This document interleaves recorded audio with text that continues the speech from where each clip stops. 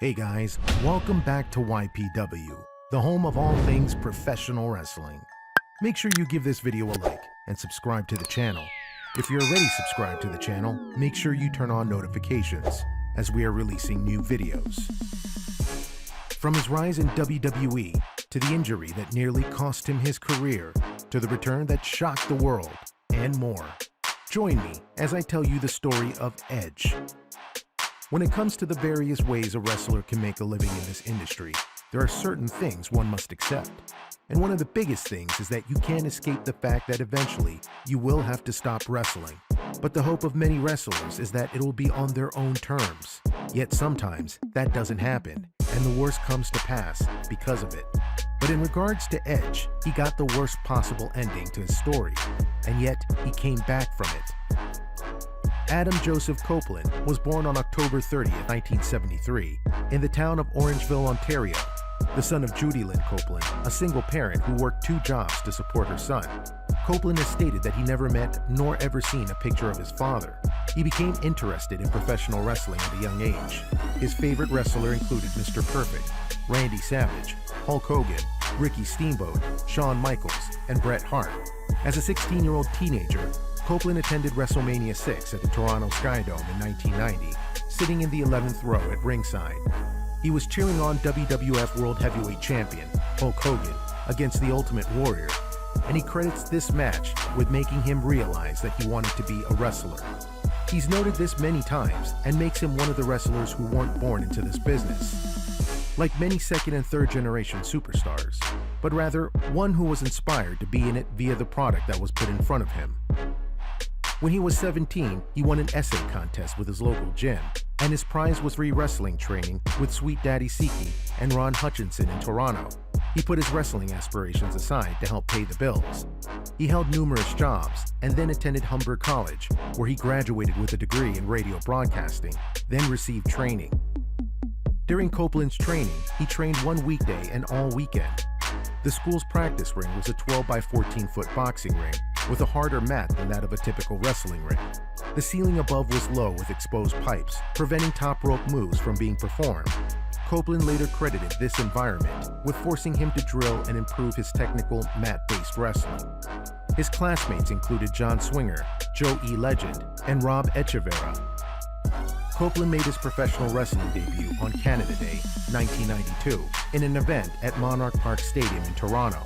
Throughout the 1990s, Copeland wrestled on the independent circuit in Ontario and the Great Lakes region of the United States under the ring name Sexton Hardcastle.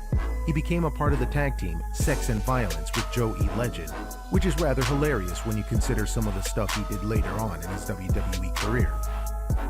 In the mid-1990s, he wrestled as Adam Impact for Tony Condello's Winnipeg promotion. In 1997, Sex and Violence became part of a larger stable called Thug Life, joining Christian Cage, Zach Wilde, Bill Skillian, and Rhino Richards. During his independent career, he won the MWCW Tag Team Championships twice with Legend and the ICW Street Fight Tag Team Championship twice. The duo of Hardcastle and Cage were known as Hard Impact before changing their name to the Suicide Blondes. They also worked in Japan under the name the Canadian Rockers. Copeland also wrestled briefly as Damon Stryker against Ming on an episode of WCW Pro in February 1996. In the summer of 1995, he worked a show in Ajax, Ontario, where Bret Hart's business manager, Carl DeMarco, was watching. Impressed, he suggested Copeland send an audition tape to the World Wrestling Federation, WWF.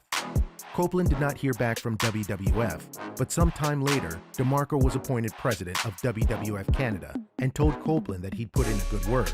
That word would be what would set him up for life in many ways, even if he didn't realize it at the time. On May 10, 1996, Copeland replaced Bob Holly's opponent on short notice in the opening match of a WWF house show in Hamilton, Ontario. In 1996, Copeland initially made $210 per week while working for WWF without an official contract. The company also paid for his outstanding college debt, which was around $40,000. After a Grand Prix wrestling tour in the summer of 1997, DeMarco urged Copeland to go to Calgary, where Hart was informally training wrestlers while recovering from knee surgery. he spent his tour earnings on a plane and landed with no money or place to stay. He called Johnny Smith, whom he met twice, and Smith agreed to give him food and shelter. Smith also drove Copeland to and from the gym and Hart's house, where he trained alongside Ken Shamrock, Test, Mark Henry, and Kurrigan. Copeland returned to the Maritimes for another Grand Prix tour before going back to Hart's house, bringing Christian with him. After this camp, Hart was impressed enough to put in a good word for both men at the WWF. Edge's first big break came via an alliance with friend Christian and WWE legend Gangrel. They became the Brood, a trio of blonde vampires.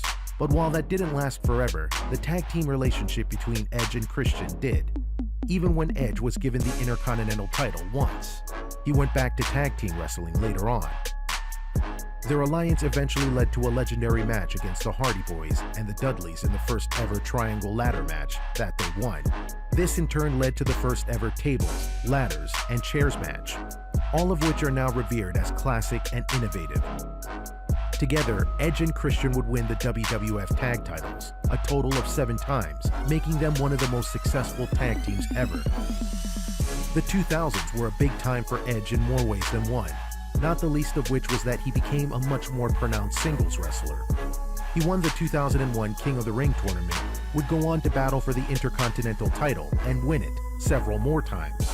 Edge would also have some famous feuds as a single wrestler in the early 2000s, including being the man who shaved Kurt Angle's head bald in a hair versus hair match. But for much of the first half of the 2000s, Edge tried very hard to get to the top of the ladder. He had many chances, but didn't get the win in any of them. However, in 2005, everything changed. WWE created a match at WrestleMania called the Money in the Bank ladder match, in which a briefcase would be dangled over the ring, and the first to get it would not only be the winner, but would get a guaranteed title match at any point in time.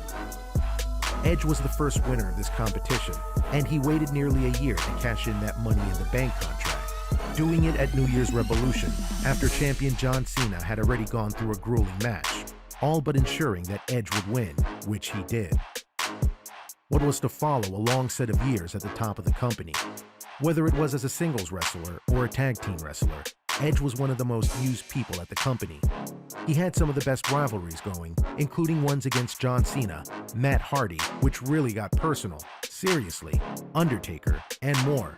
Through these pursuits, he got multiple more reigns as a tag team champion, including winning them with Chris Jericho and Randy Orton, and becoming a 10-time world champion over the course of many victories. In short, Edge went from just another guy in WWE to one of the most popular face and heels the company had ever known.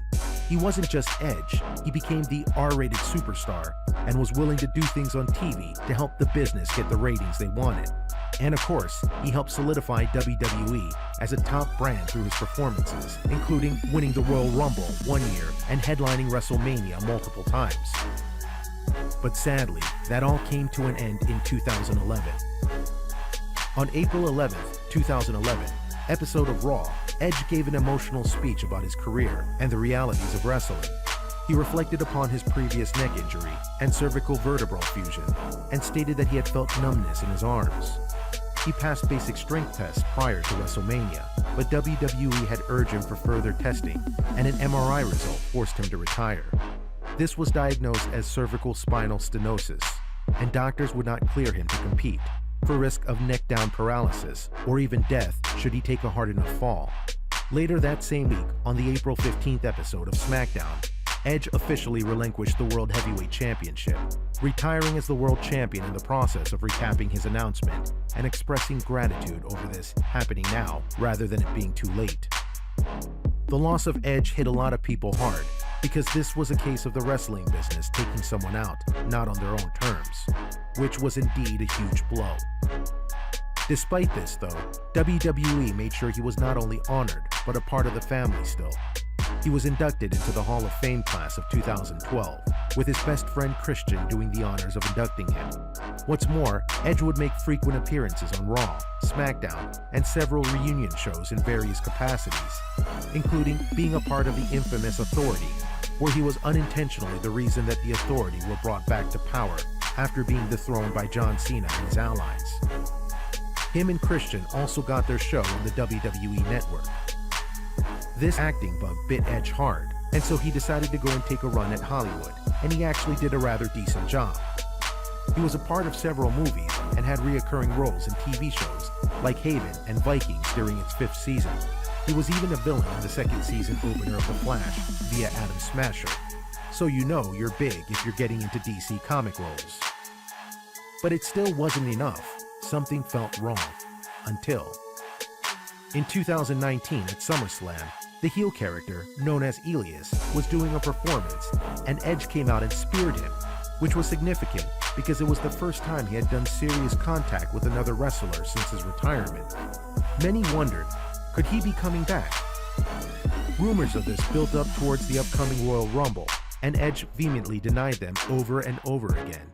Then, at the Royal Rumble, yes, Edge returned, and he got one of the biggest pops in wrestling history when he got introduced into the Royal Rumble. The crowd went nuts, and though he lost, it was a huge moment because he was supposedly never going to return to wrestling again. As for what Edge is doing now, that would be being in a feud with his former tag team partner, Randy Orton. They're set for a collision course at WrestleMania, and reports state that Edge has a 3-year contract going on with WWE that is paying him serious money to be there, and the fans are more than happy to have him back. So now, hopefully, this time, he can go out on his own terms. So, what do you think? What do you think of this look at the life of Edge? Are you surprised by some of the ups and downs that his career took over the years? Are you thrilled to have him back in WWE? Let me know in the comments below. Be sure to subscribe. And thank you for watching YPW, the channel dedicated to all things wrestling. If you like this video, make sure you check out some of our other videos. And to be notified when we release new videos, make sure you like, subscribe, and turn on notifications. Until next time.